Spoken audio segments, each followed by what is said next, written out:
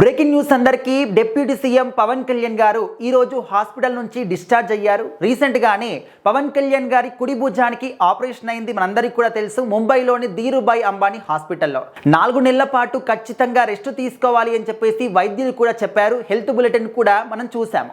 అయితే పవన్ కళ్యాణ్ గారు ఇంకా ఎన్ని రోజులు హాస్పిటల్లో ఉంటారు, ఎన్ని రోజుల పాటు అయినా విధులకి దూరంగా ఉంటారు అని చెప్పేసి రాష్ట్ర ప్రజలందరూ కూడా ఈ యొక్క ఇన్ఫర్మేషన్ తెలుసుకోవడానికి ఆసక్తి చూపిస్తూ ఉన్నారు. ఎందుకంటే ఆయన పరిపాలన లేకపోతే మాకు అంత బాగా అనిపించట్లేదు అంటూ చాలా మంది కూడా అభిప్రాయపడుతూ ఉన్నారు. ఎందుకంటే ఆయన అధికారంలో ఉన్నప్పుడు, అంటే ముఖ్యంగా విధుల్లో ఉన్నప్పుడు రాష్ట్ర వ్యాప్తంగా ఎక్కడ ఎలాంటి సమస్యలు ఉన్నాయి, ఎక్కడికి వెళ్తారు, ఏ విషయం గురించి మాట్లాడతారు, ఏ విధంగా రెస్పాండ్ అవుతాడు, దేని గురించి ఏ విధంగా మాట్లాడతారని చెప్పేసి ప్రజలందరూ కూడా వెయిట్ చేసేవాళ్ళు. ఎందుకంటే ఆయన మాట్లాడే విధానం ఆ విధంగా అందరినీ కూడా కలిసివేసే విధంగా, అందరికి కూడా కాంటాక్ట్ అయ్యే విధంగా ఉండేదన్నమాట.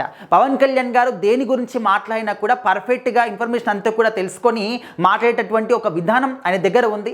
అది అందరికి కూడా నచ్చేదన్నమాట. అందరిలాగా ఏదో తెలిసి తెలియక మాట్లాడేద్దాము, ఇంకా అది తర్వాత చూసుకుందాం, ఈ విధంగా కాకుండా కంప్లీట్గా డీటెయిల్స్ తెలుసుకొని ఒక సమస్య ఉన్నప్పుడు ఆ సమస్య ఎందుకు వచ్చింది, దానికి ఏ విధంగా పరిష్కారం తీసుకురావాలి, ఎవరు దానికి అండగా ఉన్నారు, దాన్ని ఎవరి ద్వారా అది పరిష్కరించబడుతుంది, ఈ విధంగా అన్నీ కూడా తెలుసుకున్న తర్వాతనే పవన్ కళ్యాణ్ గారు మాట్లాడేవారు అనమాట.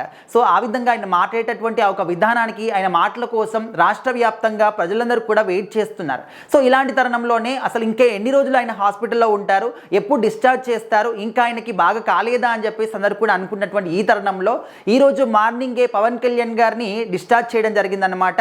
4 రోజుల పాటు హాస్పిటల్లో ఉన్నారు. అండ్ ఇప్పుడే ఆయన బయటికి వచ్చేస్తారా, అప్పుడే ఇంకంతా కూడా సెట్ అయిపోయిందా అంటే లేదు, ఖచ్చితంగా 4 నెలల పాటు మాత్రం ఆయన రెస్ట్ తీసుకోవాల్సిందే అని చెప్పేసి చెప్పారు.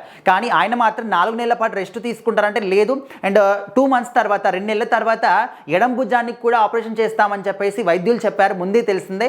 కాకపోతే ఇంకా దీనికి కంప్లీట్గా రెస్ట్ తీసుకుంటే ఇటు ప్రభుత్వానికి సంబంధించినటువంటి కార్యకలాపాలు ఏ విధంగా ముందుకెళ్తాయి, ఆయన చేసినటువంటి పనులు ఎవరు చేస్తారనేది కూడా రాష్ట్ర వ్యాప్తంగా ప్రజలకు ఉన్నటువంటి పెద్ద డౌట్ అన్నమాట. సో మరి దాన్ని పవన్ కళ్యాణ్ గారు ఏ విధంగా కూడా నిర్వీర్యం అయితే చేయరనమాట.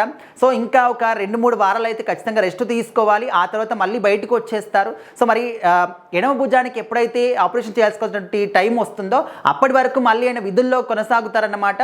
సో ఆ తర్వాత మళ్ళీ ఒక రెస్ట్ తీసుకోవడం అనేది కూడా జరుగుతూ ఉంటుంది. అంటే మళ్ళీ ఆపరేషన్ జరిగిన తర్వాత మళ్ళీ ఒక 2-3 వారాల పాటు, అంటే ఒక నెల పాటు అనుకోండి, 4 రోజుల పాటు రెస్ట్ తీసుకున్న తర్వాత మళ్ళీ రాజకీయాల్లోకి వచ్చేస్తారు. ఈ విధంగా ఎవరికైనా కావచ్చు, హెల్త్కి సంబంధించినటువంటి ప్రాబ్లం ఉన్నప్పుడు ఖచ్చితంగా దానికి సంబంధించినటువంటి వైద్యులు ఏ విధంగా చెప్తారో అలాంటి జాగ్రత్తలు మాత్రం తీసుకోవాల్సిందే, లేకపోతే ఇంకా సివియర్ ప్రాబ్లం అవుతూ ఉంటుంది.